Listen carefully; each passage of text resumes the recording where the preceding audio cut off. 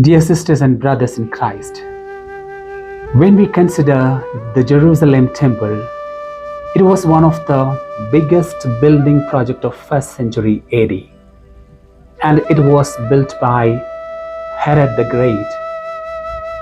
And we know in today's gospel, the disciples of Jesus were sitting in front of this Jerusalem temple, and they were admiring and marveling at this magnificent structure. They were sitting along with Jesus. So when Jesus heard the words of his disciples admiring Jerusalem temple, Jesus warns them by saying, "The days will come when there will not be left a stone upon another stone that will not be thrown down." A terrifying prophecy by Jesus. We know when we consider the history, during 70 AD, this magnificent structure was destroyed by the Romans. And Jerusalem temple had everything. It was built with magnificent and mighty strong stones, and also with gold, and it had also many treasures inside of the temple.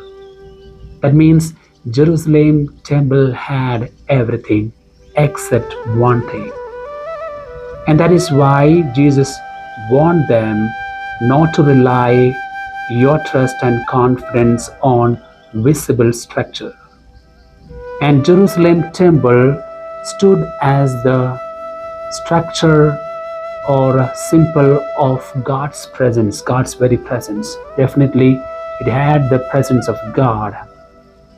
But when Jesus incarnated upon this planet, we can see Jesus himself was present physically present in this structure.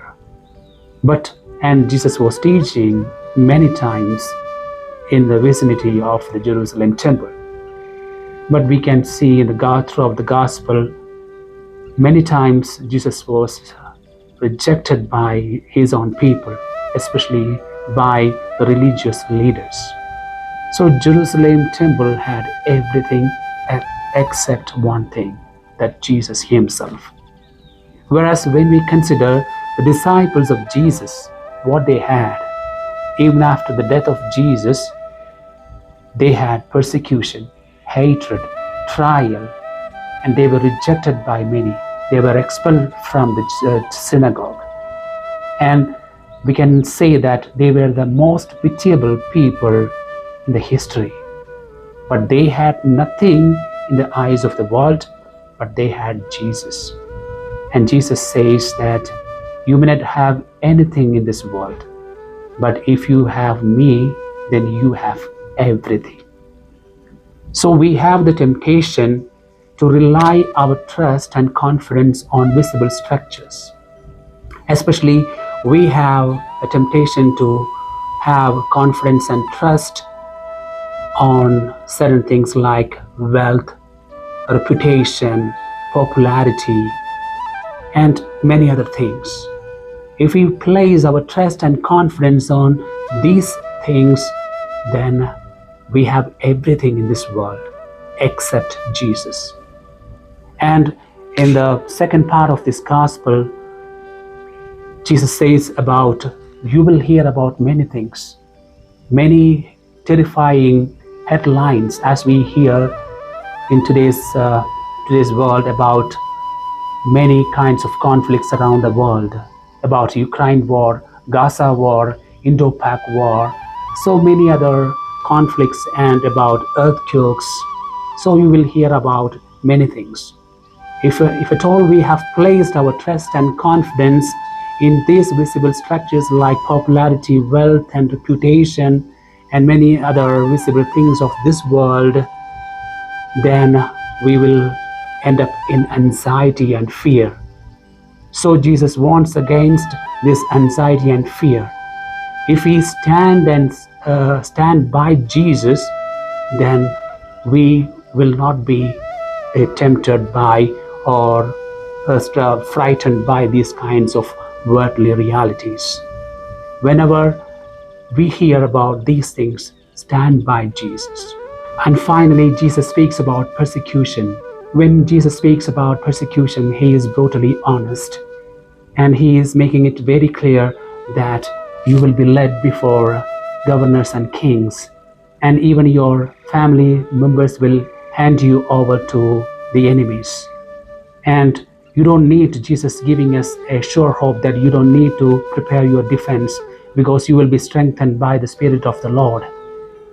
And Jesus also says that you will be hated by your own family members, and one who persevere will secure his lives.